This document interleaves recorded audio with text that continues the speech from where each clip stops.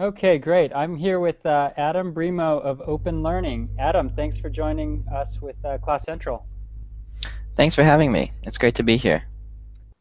All right, to start us off, can you tell us a little bit about your history with MOOCs? Yeah, we actually started in late 2012, and we launched the first MOOC in Australia, which was a computer science MOOC from the University of New South Wales that attracted about 10,000 students around the world. So, from what we can tell and from the press we received, that was the first one in Australia, and it was quite a great experience. Since then, we've also run the first MOOC in Malaysia and a number of other large online courses around the world. I see. Excellent. Now, from where you stand, where do you see the most opportunity for MOOCs? So I think MOOCs, there are a number of different opportunities. One of them is the ability for MOOCs to improve the quality of education, not just for our students online, but for students on campus around the world. And the reason for that is because it makes teaching practice and the quality of teaching at universities public. So no longer do you just go based on the rankings of a university or the prestige in your mind of which university you should choose, but you can actually experience courses from a university from anywhere in the world, right at home. So a university that you might not have thought much of before might actually have some fantastic teachers, and maybe that's the one you want to go to. So I think that's a big opportunity for MOOCs to make teaching practice more public, and because of that, to make universities focus more on the quality of teaching inside the university as well. I see. So you're suggesting that by exposing some of the classes, students can make better decisions about what school to potentially attend, and then that there would be more scrutiny or more attention to how universities teach? Yeah, definitely. I mean, this is just one opportunity, but it is quite a big one that we see, particularly with universities in Australia and in a number of other countries where they currently focus heavily on research and not so much on the quality of teaching for students. But now, if everyone around the world is seeing how the university teaches, it's something that they'll want to focus on a lot more. I see. Now, there's been a lot of speculation about if and how MOOCs might disrupt higher education. Do you think that that's a possible scenario in the future, that these online courses might replace a good proportion of actual physical courses? I don't know that they'll replace them, but they'll certainly have a huge impact on them. I think at the moment, in many countries, the percentage of people going to university is around 40%, and obviously you want everyone to have, a great learning experience. You want everyone to be as educated as possible. So there are many people who can't afford to go to university, or if it's not the financial cost, it's the time. So MOOCs give people the opportunity, the other 60% of society, to actually, have an experience which, at the moment may not be as good as as going to the university, but still far better than not learning and not doing anything at all.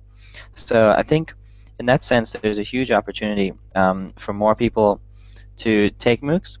But then at the universities, we are seeing that MOOCs can increasingly be used for a lot of the entry-level courses that a university teaches. So, when you go into first or second year of university, you're in classes or lecture halls with, 500 other people taking quite generic courses in some of the larger institutions.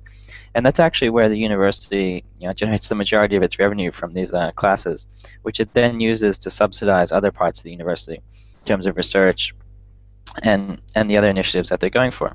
So if those courses are done online, if students aren't taking the large first-year courses on campus, then that'll have a huge impact on the university's budget, and they won't be able to afford to do everything else they do in terms of research and postgraduate work and everything else. So MOOCs have the potential to really disrupt the business model of the university, and also to open up teaching practice so everyone around the world can see the quality of teaching at a university. So maybe some highly ranked universities don't actually have very good teaching for students, and we certainly know of a few where teaching is a secondary thought. So I think because of all of these factors coming together, students are actually going to be demanding a lot more from the university, questioning a lot of what they're being provided. And the competitive pressure is going to come also from other universities from running MOOCs.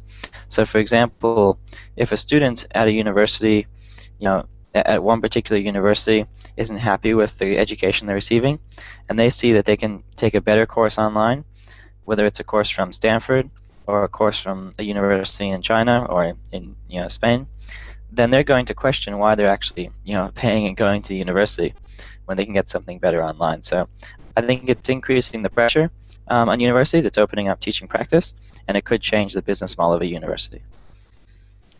Do you think it's possible that it might have detrimental effects, though, if the financial or business model of these universities get disrupted very quickly, and they start losing their base of students or base of students for some of these large survey courses that they have? Could this wreak havoc in universities? Do you know if universities are concerned about this? Yeah, definitely it could, actually. But at the same time, it also depends on the country and the university system.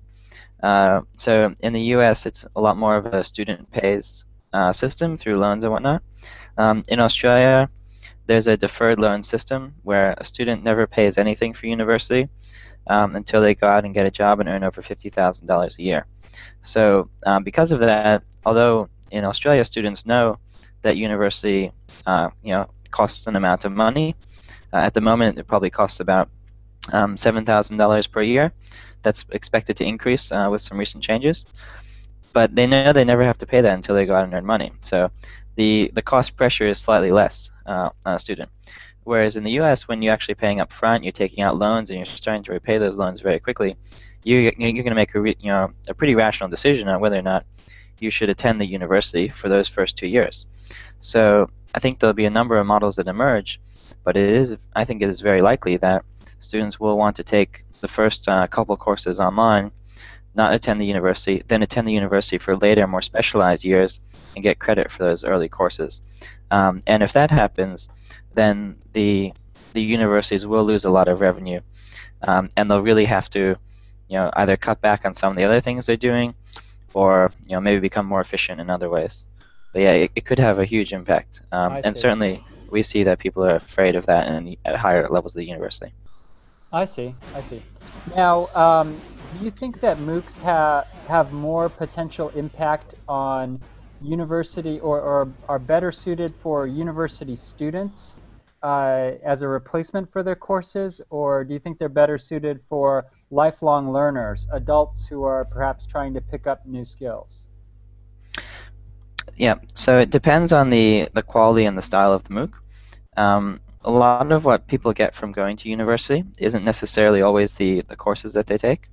A lot of students go to university because they want the experience, the social interaction, so the transformative growing up years of their life in some ways. So there are a lot of other factors you go to university. Another big one is networking. Like a lot of people want to go to university, network with people.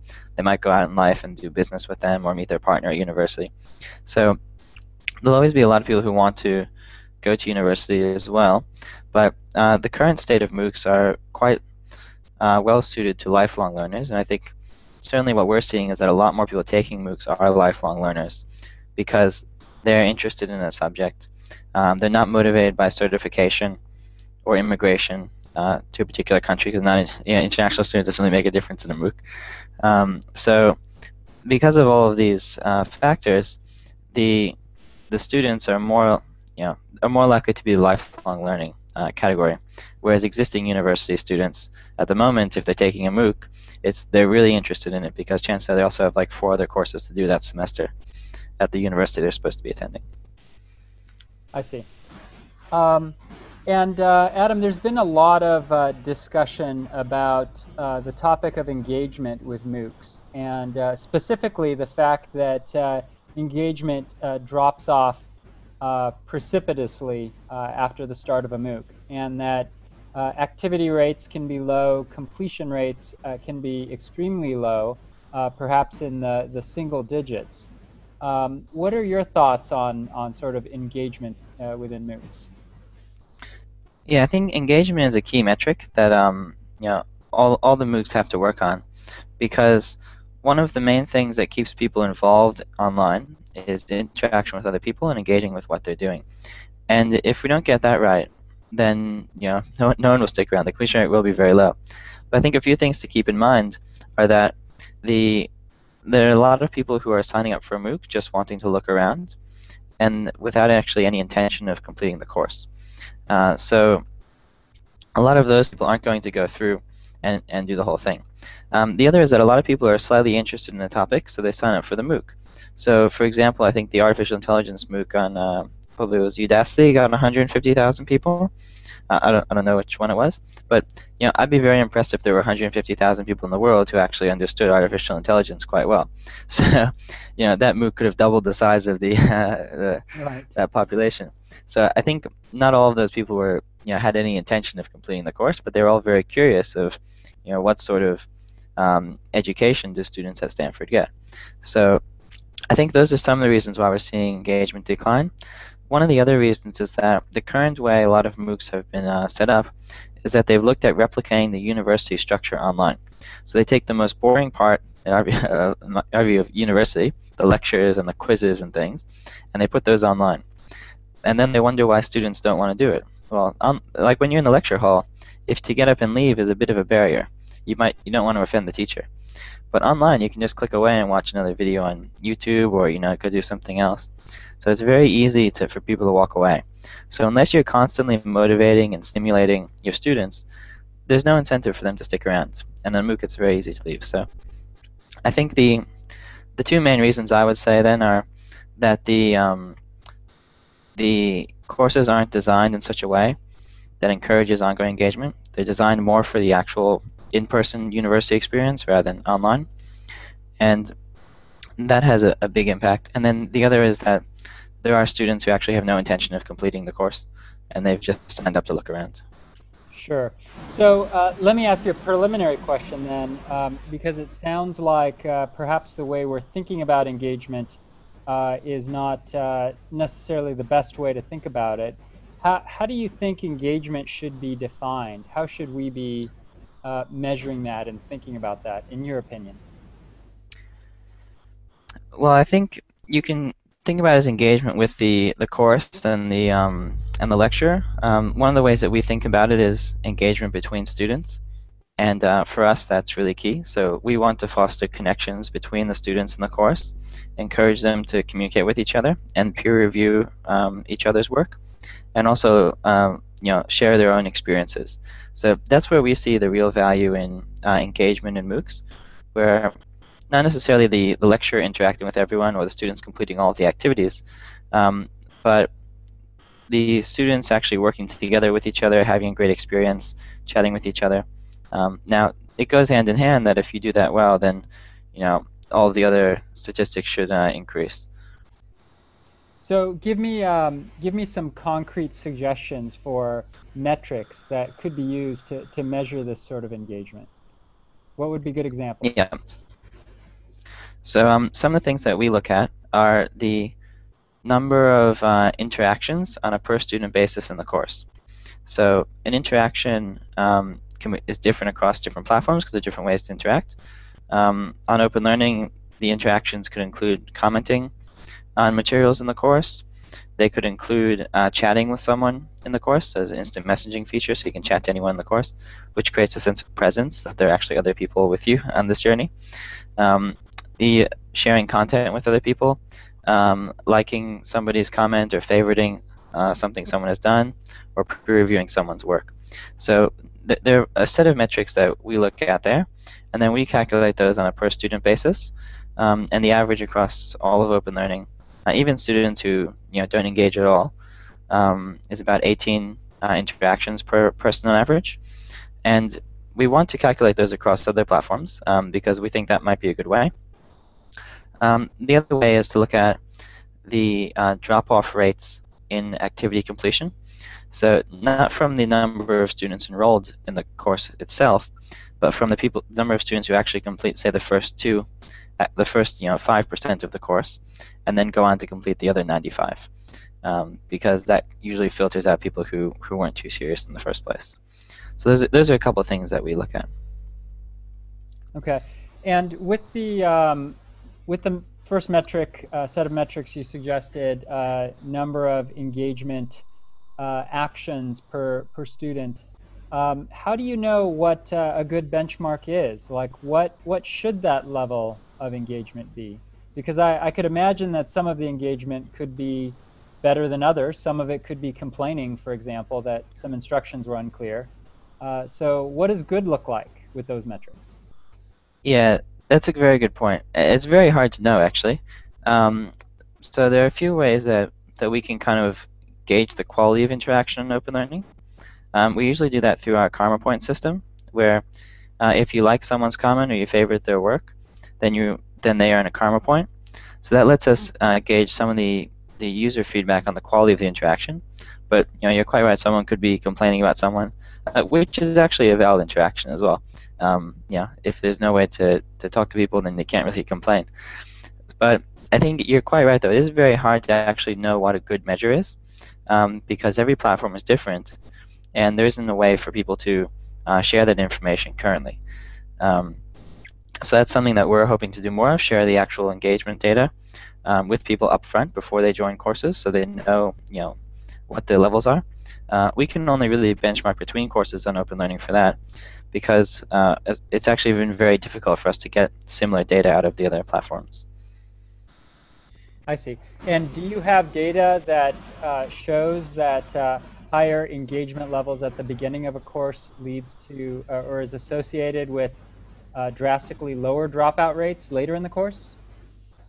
Yeah, we do actually. It's not the only factor. There are many factors that we consider with that.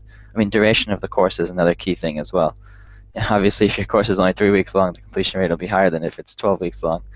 But yeah, what we do have is that when the course starts off well, and that in the sense that everyone who's joining introduces themselves, chats to each other, gets to know everyone, they feel a personal connection, and that carries through the course. By the same token, if you don't have that, if the course starts off and there's no one there to welcome everyone, if people don't interact with each other in the beginning, then the course will be very dead all along the way, and completion rate will be lower. So at the moment, a lot of the work we're doing is actually to encourage people to start off their courses well and to actually use best practices in our view to engage students at the beginning, because that does carry all the way through. Okay, but let me ask you about that one specific example you cited, this scenario of people introducing themselves in a course, for example. I've seen that in various courses on different platforms. But is there an advantage, perhaps, to not having too massive of a course to make it feel more personalized? If you're part of a 100,000 person course, do you want to have introductions from a large number of those people? Yeah, that's a very good question. And I think in that sense, it comes down to how well the platform is structured, like to handle that level of interaction. Obviously, if everyone's introducing themselves in the same place, then very quickly it will get filled up. And we've seen that on large courses on Open Learning, even with just a few thousand students, where when they first start, everyone's introducing themselves, and it can be hard to go through and to read all of them. But that's still fine, because what that does is it shows that there's a high level of there's a lot of stuff happening in the course, and that feeling kind of carries over to all the students, even if they don't see everyone's introduction. And then as the course progresses, you can see those people's comments on different areas of the course. So as they browse around, they'll get to know different people, and they'll always be surrounded by people's faces. So although in a very large course you probably won't get to know everyone, you certainly won't get to know everyone. The idea that there is a presence there, that you're learning with other people, is equally important. And then as you go, you'll develop personal interactions with others. I see. And Adam, based on your experience, do you have any insights as to why participants drop off, besides those that might just be cruising around to check it out? Have you learned anything about why students drop off? Yeah, we have, and it's a very interesting topic, because we always wonder ourselves, actually. But there are a few areas that we found. One is that in longer courses, particularly for lifelong learners, their life just gets in the way, so to speak. That something happens, that they have a busy week at work, and because of that they fall behind, and they don't, and once they fall behind, they feel like, oh, it's not worth continuing. Um, they might get a new job, they might have a kid, they might be sick.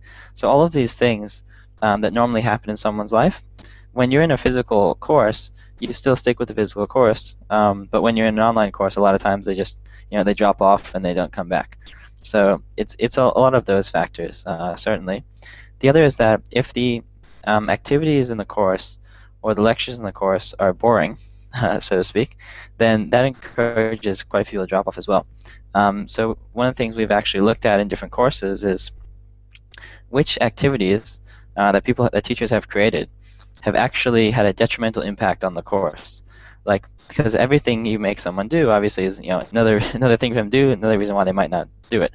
So you want to reduce the I guess the drop-off rate. What have you found to be bad practices in that area? Long quizzes are one of the big culprits, and that's a big issue. So like one of the things we try and do is encourage people not to create so many quizzes and use other types of activities, and to mix it up. So having a lot of the same type of activity on a regular basis, if it's not an interesting one, is a big issue as well. But yeah, so having a variety of activities, having them so you can complete them shortly, so you can get some sort of reward for doing a little bit of work is quite important. If you have people do a lot of work to get any reward at all, then they a lot of times they will give up. I see. Now you said long quizzes. Now, do you know this because you see people open up a quiz and start to take it and then abandon it, or what type of data are you seeing to support that? Yeah, so we do see that as well. Also, when it's quite long, a lot of people want to try multiple times. So if they can't get it, sometimes if they even get that far, they give up. A lot of times people just actually see the quiz and they decide they don't want to do it. It's like, it's not worth it, or I'll do it later because it looks too daunting. So then they walk away. So one of the things we do is like we compare completion rates of content and activities and interaction, and we see how that trails off when certain things are put in the way. So yeah, we've seen drastic drops when you have, say, a long quiz on a certain issue for the students. I see. It sounds like you guys have a lot of data and insights that you could potentially make known and share to help in the design of a lot of these MOOCs. Yeah, that's definitely it. Initially, we just collected all the data and we didn't do much with it. Now we're actually starting to look through the data and see how we can improve courses.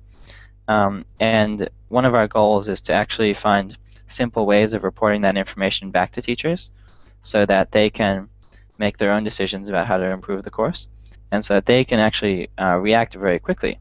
So our hope is that they will see, they put an activity, they'll see that the interaction levels are lower, compared to an average or compared to the previous activities in the course, or even their videos, and then they can adjust that activity before they lose too many students from it. So, or even just improve the course the next time it runs. So we're hoping to actually provide more of that data to teachers running the courses, and then hopefully we can develop some best practices off of this and share those with the community as well. I see. But based on your discussion so far, it sounds like your high-level tips would be to not have too long of a course, make the videos interesting, create an inviting social atmosphere at the beginning, and to have short, diverse quizzes.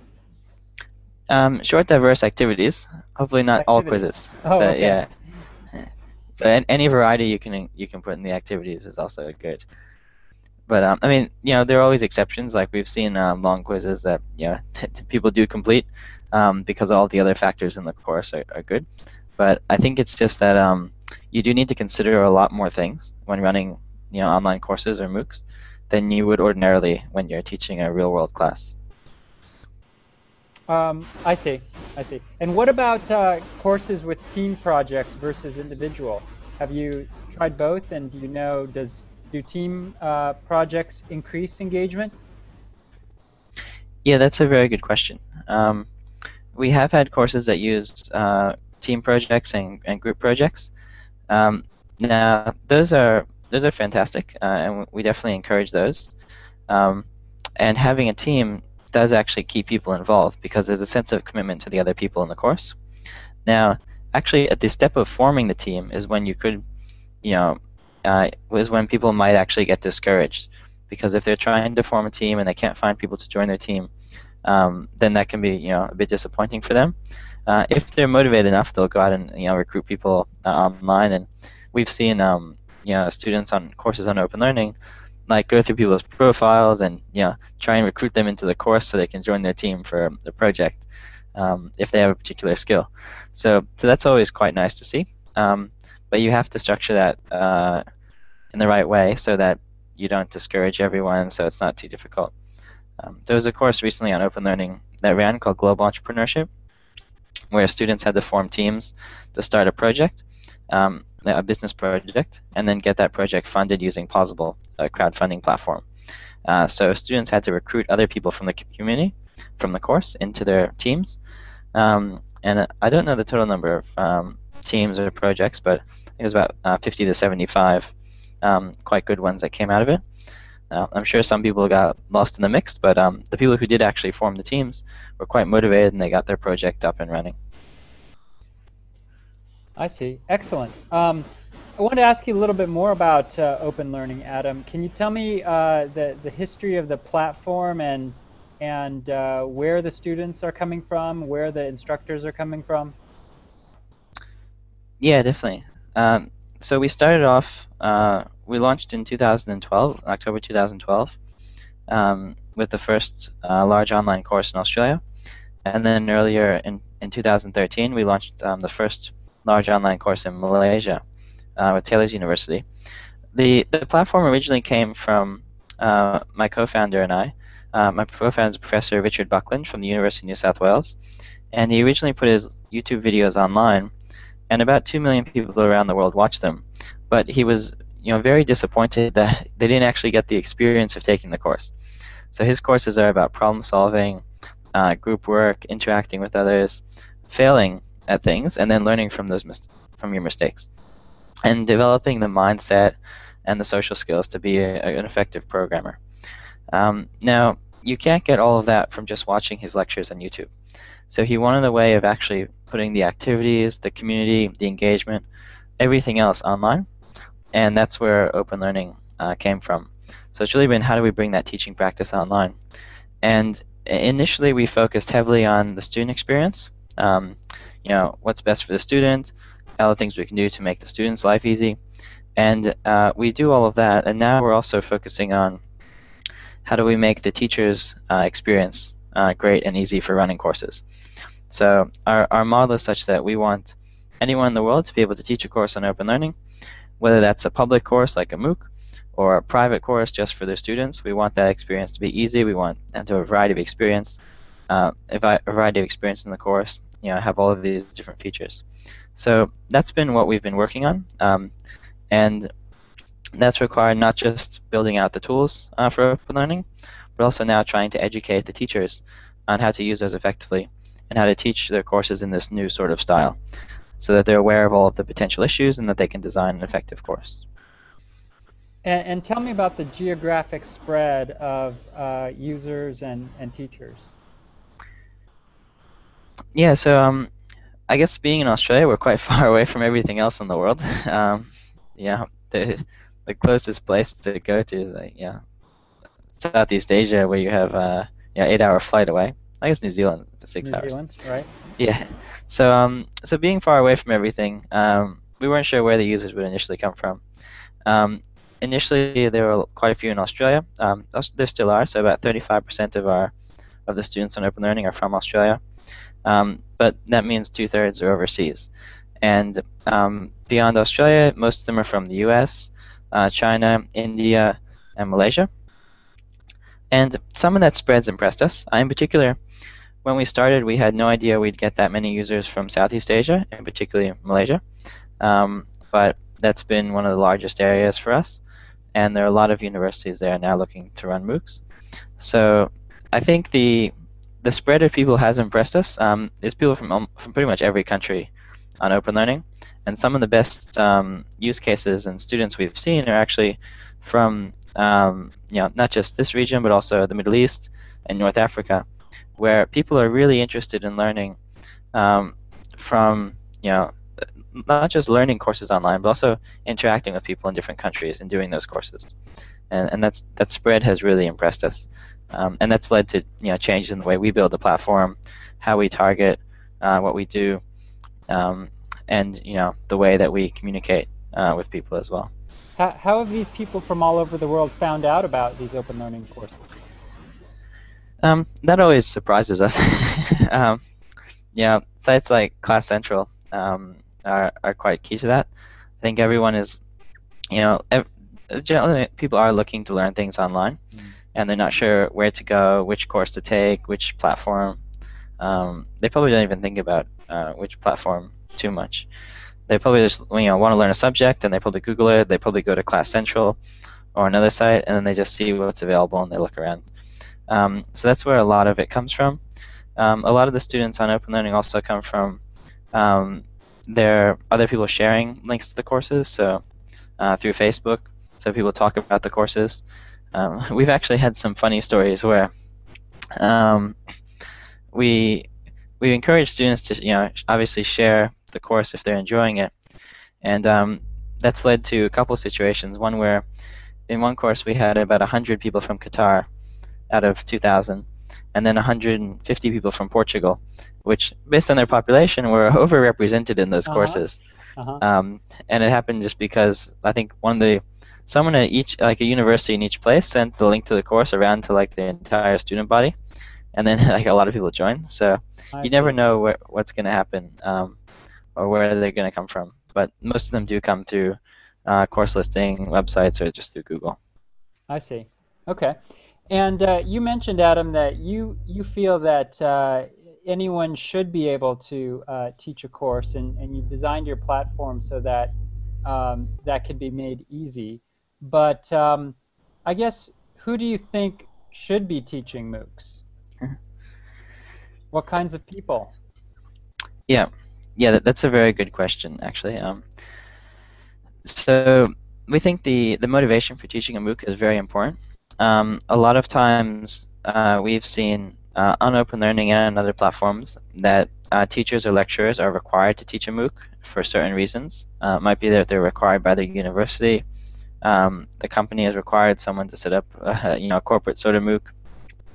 And that's not a very good situation, because the lecturer has to really want to do it. They have to know why they're doing it, and they have to be there to effectively run the course, engage the students, particularly in the beginning and throughout. So I think the type of person who should be running the MOOC is someone who is motivated to do it, who has an actual reason why they want to do it. It can't be that someone else told them to do it. And they have to have something they want to teach. They have to have a goal in mind. And they have to really be involved with it. So for a lot of these public courses, I think that's really the key. And then in terms of any online course, well, people have all sorts of motivations. Generally we say if you're putting up a course because you want to sell it to make money, then it's not the good reason, so you probably won't make any money off of that.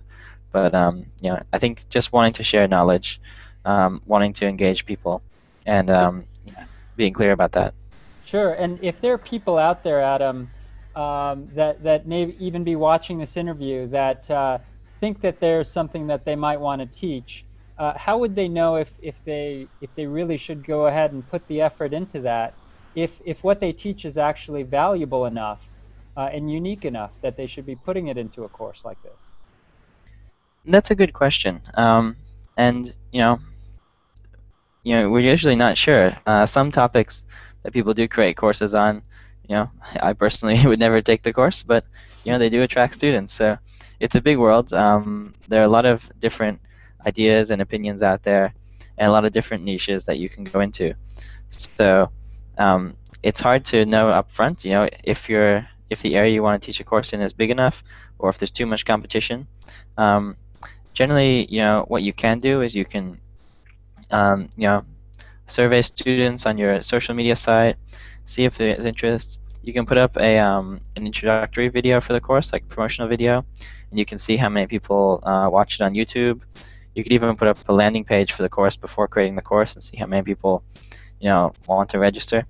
But I think, in general, if you think you have something to teach and if you think you have a unique perspective, I think there's no harm in putting the time creating the course, because even if you don't get too many students, you'll have learned a lot along the way. And one thing that I was impressed by is when this Professor Mushtaq in Malaysia ran his course on entrepreneurship, a lot of people said to him, why are you running a course on entrepreneurship? There's a great one from MIT and Stanford and all these other ones. But he had a lot of people from the U.S. joining the course because they wanted to see what the Malaysian or Asian perspective on entrepreneurship was. So there are a lot of different reasons why you can join a course, and every teacher is different. Sure. I would hopefully they wouldn't be discouraged, but they might want to check if there's interest first. Sure, and that spurs an idea in my mind, Adam, that perhaps on OpenLearning or someplace else, it would be nice if people who are considering this could lay out some sort of simple pitch and gauge interest that way if they are thinking about that, or maybe even have the reverse sort of market where people can indicate what they're interested in. And so that and to collect those and collate those so that people could see that. Yeah, that's a great idea, and that's something we're definitely we're looking a bit about in that area, actually, in terms of letting students say what they're interested in, or based on the previous courses they've taken, know what some of their interests in. So that way, if you're planning to set up a course on small business marketing, you can see, okay, well, there are actually this many people who have previously taken courses on this, and they might be interested, and then we can target them directly. That's a good idea. I see. Great. Now, how does OpenLearning differ from Udemy? So with Udemy, anyone can create a course, and they can make it free, or they can set a price for it. How do you guys distinguish yourselves from them? Yeah. So our business model is quite similar to Udemy, but the platform is quite different. So Udemy is really designed for self-paced video courses, and it's pretty much a set up and forget exercise for the lecturer. Whereas on OpenLearning, we have all the tools for running full-scale university courses, which includes everything from different types of activities. So not just quizzes, like everything from crossword puzzles to microprocessor simulators to submitting different types of files. We have a full marking system for teachers who want to actually mark activities. We have peer reviewing, so you can see everything you're doing in a gallery. So the platform, the OpenLearning platform, has many more features and far more engagement than a course on Udemy, whereas Udemy is highly focused on self-paced video courses. So that would be the key difference, although the business model is very similar. And we do have lecturers who have put courses on OpenLearning and on Udemy. The platform that we have is quite different. I see. Okay. And if we reach a point where a lot more people are enabled to become course authors, what happens if there's a large influx of courses? How are people supposed to figure out which ones are best for them if they're just being flooded by options? Yeah, that's a good question. And I think Class Central will solve some of that for everyone by aggregating all of the courses and letting people review them and everything. So I think that's very important. Certainly on OpenLearning, we're going to try and organize our course listing a bit better as well, so people can find more things they're interested in. But it is a big challenge, particularly knowing which course is going to be good ahead of time, and when you really have limited information to judge based on. So one thing we look at is the track record of the teacher. So if the teacher has run an online course before and what the reviews were like, then that's a very good way to determine how their next course might be. But yeah, it is a challenge, and I think it's just like websites on the internet. At the moment, if someone's putting up a course, you'll get a bit of attention. You get some students because there aren't too many. But as more courses come out, maybe Classrooms will be more like a search engine for courses or something, or Google will adopt to search courses more effectively. But yeah, that's a challenge that I'm sure we'll all face. It reminds me of digital book self-publication, which has allowed a lot more people to be authors. But it's also allowed for a lot of 99-cent books too, which is pretty nice. Yeah, I guess you don't know how good they are until you read them as well. Right, right.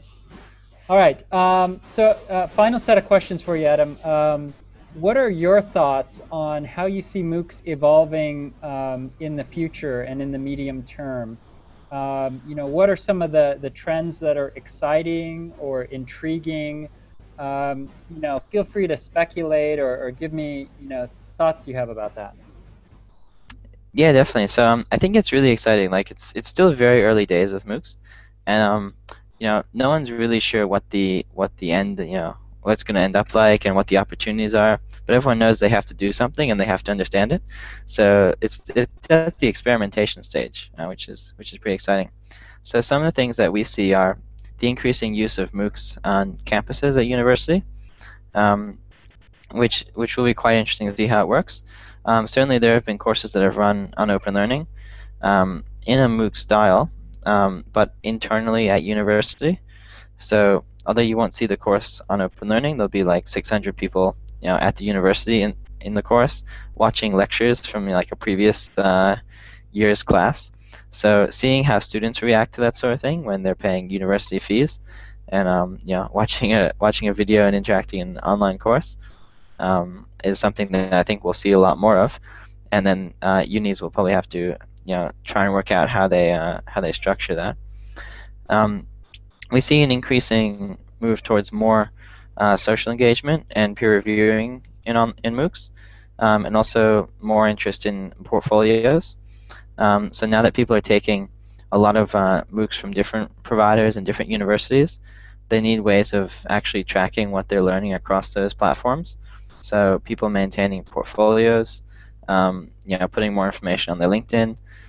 Those are things that are happening quite a bit. And we're hoping to see that, MOOCs will be, be taken by more people than the current lifelong learning set. Like a lot of people taking MOOCs at the moment actually already have university degrees, from what we can tell. And we think that the spirit of MOOCs is actually, quite different. It's meant that people who don't have degrees, who are all around the world in different regions, can actually take courses from great universities and from individuals all over the place. So we're hoping that MOOCs will actually reach more people around the world. People that already have degrees are fantastic; they can keep learning. But we hope that the lower end of people, less educated people will take more MOOCs as well. What are the barriers there for people in underdeveloped regions? One obvious barrier is if they don't have great internet access. But what might be some others? Yeah, that is a big one. Particularly if your course is heavy on videos, you can't actually download those. A lot of people in a lot of developing countries have mobiles with 3G, but they don't have nearly enough bandwidth to download videos. The other are sometimes the cultural differences in the education system. So we've seen this with courses that on OpenLearning have a lot of engagement, but students have to adapt to that because the education system in many countries around the world doesn't encourage students to speak up, share their ideas, think critically about things. And in Western education, that's what we're used to, but in many countries, they're still getting used to that. So the differences in the style and the structure of courses is one. There are language differences in some cases. In many countries, higher education is conducted in English, but in many it's not. So the idea of having people speaking multiple languages in the same course is something that hasn't really been fleshed out too well. Like we've seen people in comment threads on OpenLearning speaking in a different language to everyone else in the course, and that's great to see. But you've got to work out how that community works effectively. And then another issue we face sometimes is that providers have videos on YouTube, which is blocked in different countries. So there are a number of different video providers that you might have to use, and making that process easy is important as well. So I there are see. a lot of challenges to it, but I think slowly addressing all of this. Sure. And I suppose then it's good news to see some of the recent announcements from government education, institutions. I recall some from sub-Saharan Africa in the past month or two, looking at developing MOOCs and supporting them. So that might address some of the issues that you mentioned for at least some group of people. Yeah, Um, that's right. what about flipping to the corporate side, Adam? What is the potential, do you think, for MOOCs, for corporations and the types of training that they do with their employees? Yeah, I think this is where the market is really huge, and where there's a lot that can be done. And I'm not too sure much is happening just yet, but some of the great things that we see are possible are that a large corporate has the population for a very large scale MOOC. A lot of companies, these big companies have 20, 50, 100,000 employees, and I've worked at big companies before, and you don't even know people who are on the floor beneath you in the company, let alone the office across the city or halfway around the world. So internal corporate MOOCs have the potential to bring everyone in the company together to learn the same thing around the same time and to interact with each other. And the opportunities for collaboration, for getting to know people, and just building up the company culture through MOOCs is huge. Now, also, it does the obvious things like reduce the cost of teaching. They're reusable. You can have lots of people in there. It becomes like a community. So a lot of other advantages to it. But I think the ability for corporates to take advantage of MOOCs, share their culture across the regions, help people communicate, is really powerful. And then I guess one of the things that we see as interesting is probably more relevant to us and Udemy, where individual staff members in the company can create courses on what they're doing. So currently, knowledge sharing and particularly from one employee or one team to the other is very difficult. And usually, in these large companies, you've got people who have all the knowledge built up in their head for their job. So making it easy for those people to create courses to train new staff would be really good, rather than just leaving training as a function of the HR department in the company, where the HR department has a lot of things to do. They don't necessarily know everything that each team has to do, so they can't build the onboarding courses for those teams. So using MOOCs to have a full company-wide course where everyone interacts and engages is amazing. And then going down to the really low levels where individual employees are creating courses on their jobs to facilitate onboarding of new employees, or even when they leave their job, to help someone else get up to speed, would be quite powerful. Sure, and I agree with you. I think that the potential there is huge for that in the corporate world, and they're usually not too slow to adopt innovations, except the bigger companies.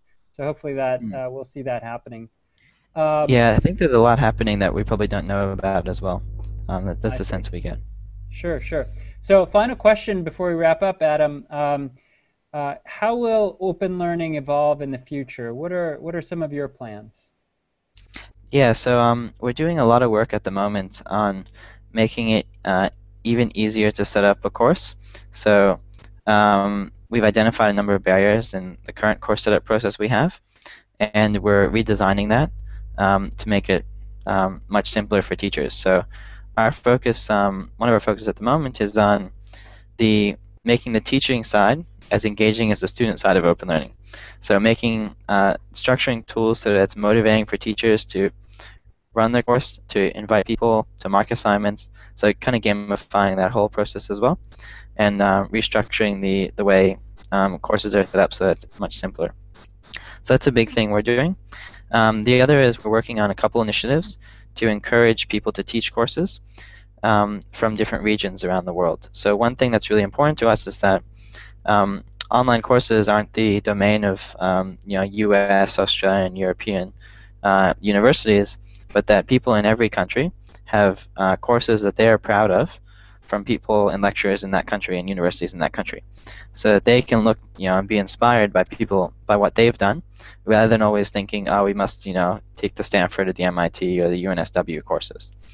So the things that we're focusing on there are providing more training to teachers and how they can teach courses effectively and how they can engage students, and using a lot of the metrics and data that we have to facilitate the process for teachers while they're creating the course to make suggestions, or while the course is running to improve things. I see. Excellent. Well, Adam, I think that one thing that's clear throughout our conversation is that you definitely see that MOOCs have a large role to play in a lot of future education trends here, and I'm glad to see that OpenLearning is planning to be a big part of that, and I appreciate your thoughts on this topic.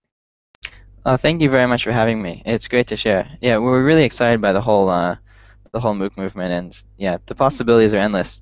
And it's great to see that more and more people are getting on board with it. Yeah, and I think OpenLearning has a unique approach, and so I'd say keep up the good work, and Thank hopefully you. the word will continue to get out. Yeah, definitely. We're definitely working hard on it, and we've got a number of things we're launching this year to help with that. So we're really excited about it, and really happy to be listed on Class Central as well. All right, excellent. Well, Adam Brimo, co-founder of OpenLearning, thank you very much. Thank you. Have a good day. All Bye right, you bye. too. Bye-bye.